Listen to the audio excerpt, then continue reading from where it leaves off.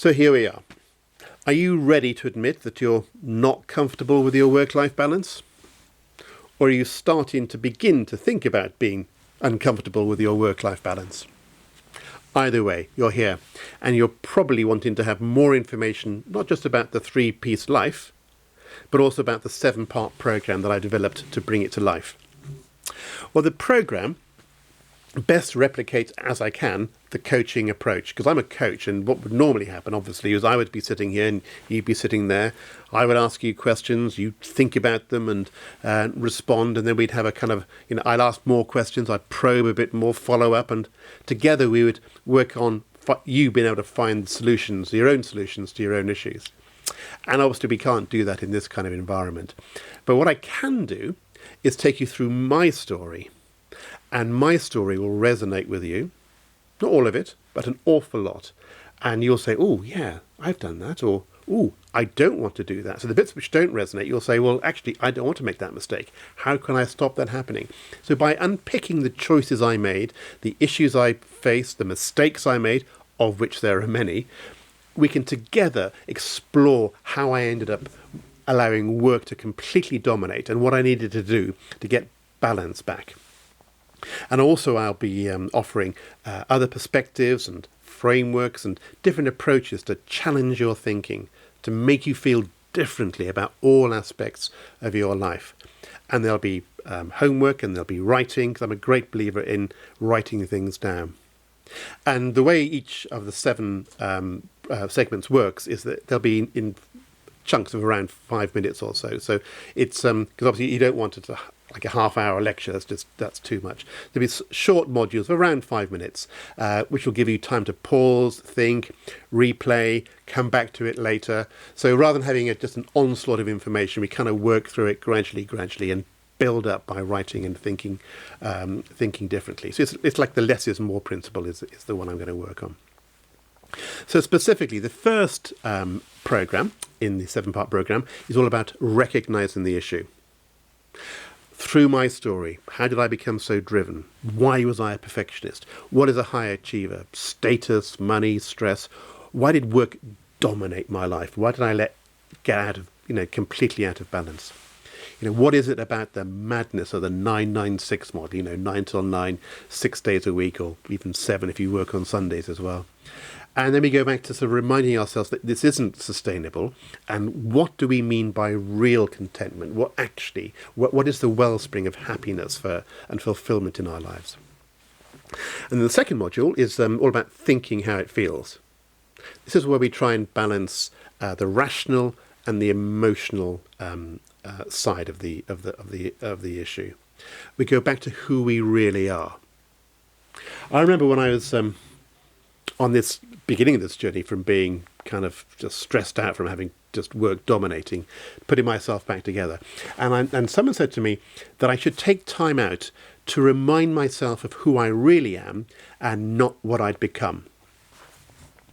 And what that meant was, and was in my case true, I'd come to define myself by my job title and my business card.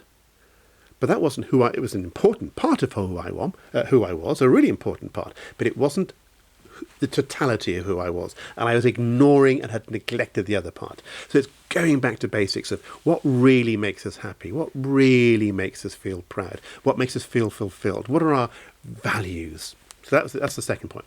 Then the third section is about thinking about making changes. So we recognise that we're not happy where we are, but how do we go about making changes?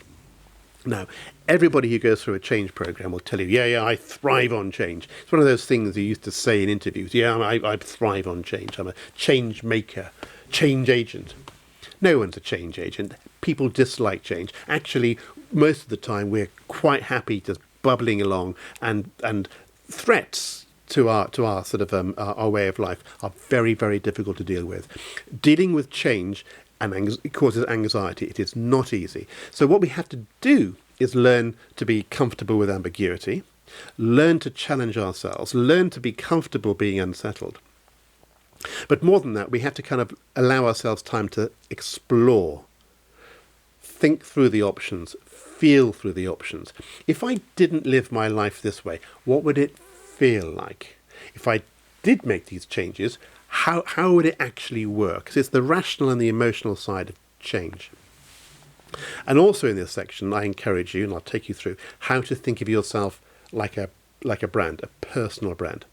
Now, you've probably heard many of these things before, but it's really important, actually, that when we think about ourselves and our unique stories, our unique strengths and weaknesses, the things which make us who we are, our values, our personalities, trust, relationships and whatever, it's all based on our kind of personal brand in a sense. And we can bring that to life through narratives. So when you're asked the question at a party, what do you do?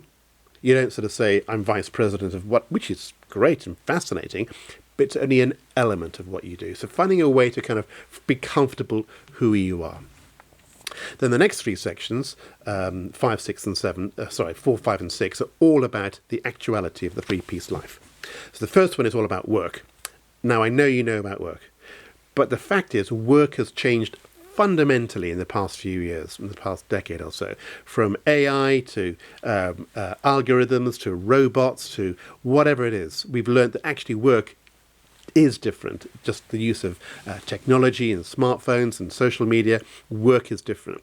And we also learned, didn't we, during the pandemic, that work isn't just something you do or a place you go. Yeah, work is more than that. So we've learned that we can work differently. We can challenge the way we work, or indeed how we work, let alone the why of we work. So this whole section is actually making us think differently about how we can earn money and how we can go to work. Because earning money is important, obviously, and doing things for money is important because it helps us to value ourselves by giving value. So that's next section.